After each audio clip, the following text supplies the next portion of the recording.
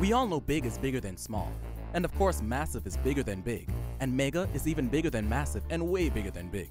Well, this isn't big, and it's not massive, and it's not just mega. This is the Mega Massive Oh My Goodness Merry Mortgage Giveaway from Cable Bahamas. Our grand prize winner will get their mortgage and utilities paid for a full year. Another winner will get their utility payments, and another winner will get all their cable services for an entire year. That's up to $40,000 in prizes in the Mega Massive Oh My Goodness Merry Mortgage Giveaway.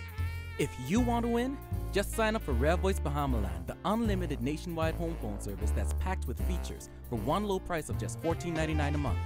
This is the time to upgrade your home phone service to Rare Voice Bahamaland, and we'll pay your mortgage and utility payments up to $25,000 for a full year. Rare Voice Bahamaland, the Bahamas' most reliable home phone service with nationwide coverage and a chance to win in the Mega Massive Oh My Goodness Merry Mortgage Giveaway. A police officer accused of stabbing his wife to death taken to court today.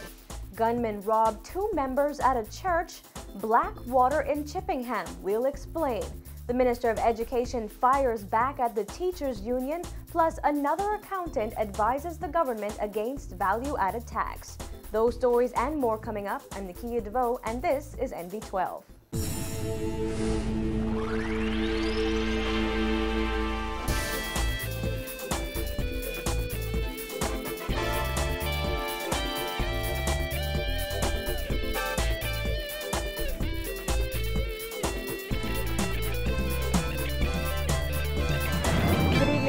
Thanks for joining us here at Cable 12 Studios. Here are the stories coming out of the NB12 newsroom this evening.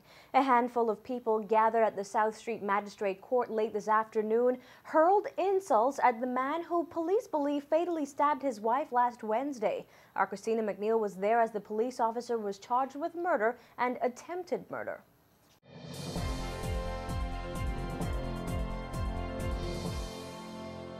A police officer today arraigned for the murder of his wife and attempted murder of another male relative last week.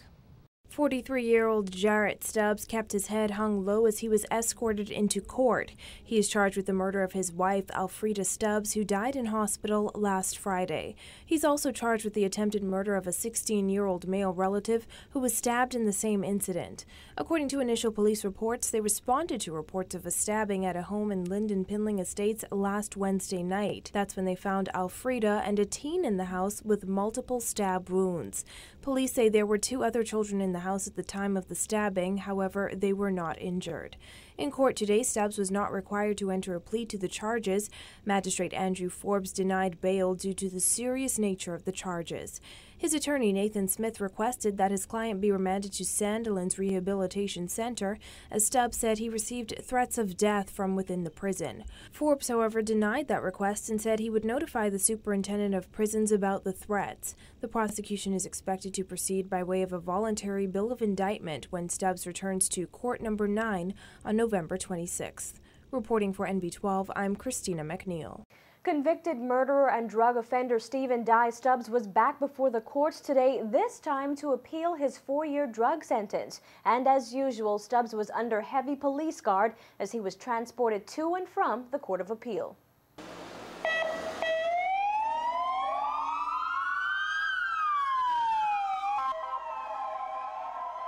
Stubbs appeared before Court of Appeal President Anita Allen and Justices Christopher Blackman and Stanley John to appeal his 4-year prison sentence handed down in August by then Deputy Chief Magistrate Carolita Bethel. Stubbs was convicted on August 31st, along with 3 others, of conspiracy to import and possess dangerous drugs with intent to supply.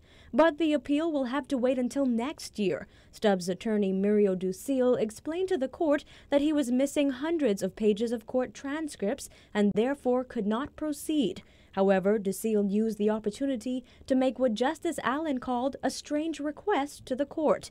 He said Stubbs requires a special diet due to a medical condition, but claimed the prison is not providing it. Ducil asked the court to intervene. Now, Justice Allen said the court does not get involved in the day-to-day working of the prison, saying she does not know what jurisdiction the Court of Appeal has to tell the prison what to do. Justice John told Ducil it was unfair of him to try to get the Court of Appeal involved and suggested he seek other avenues to have his request met. The matter was adjourned to February 27th when Stubbs will return to the Court of Appeal. 4 men ages 33, 28, 25, and 19, along with 2 women ages 38 and 34, are in police custody after they were arrested yesterday, allegedly for possessing dangerous drugs. According to police, around 1 p.m., intelligence led officers from the Southern Division to execute a search warrant at a home located on Hospital Lane, where they discovered 7 pounds of marijuana. Police say the marijuana has a street value of $7,000. Congregants at a Nassau Village church getting a scare this afternoon when 2 gunmen arrived demanding cash. Our Royston Jones was on the scene minutes later and provides details in this report. Police say the incident happened here at the Yahweh House of Prayer around 2:30 p.m. When our news team arrived, several members were still at the church but declined to speak with us on camera. This incident happened immediately opposite the Nassau Village Urban Renewal Center. Police tell us that church members had been at the church for a soup kitchen and were cleaning up when 2 armed masked men approached 2 of the women and demanded cash. They reportedly got away with jewelry and handbags. Police say the culprits then stole a dark gray Honda belonging to one of the women and drove away.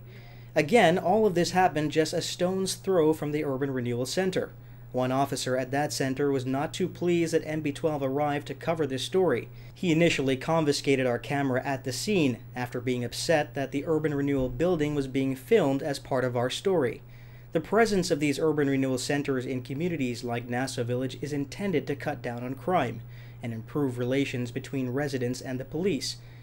Now our camera was eventually returned after a complaint was made with one of the police officers' superiors, but not before the officer hurled a number of threats at NB12 cameramen. Meanwhile, over at the church, members said they will not allow evil to prevent the church from conducting its work. Police say they are following significant leads on this armed robbery, but up to a short while ago, had no one in custody. Reporting for NB12, I'm Royston Jones. Sad news to report tonight. A 48-year-old man from Tampa, Florida has become Eleuthera's latest traffic fatality victim. Police say he was a passenger in a car being driven in the vicinity of the Cove in Gregorytown around 6 p.m. yesterday when the driver lost control and the car overturned. They suspect the driver was trying to avoid a head-on collision with an approaching vehicle. Police said the victim died at the scene.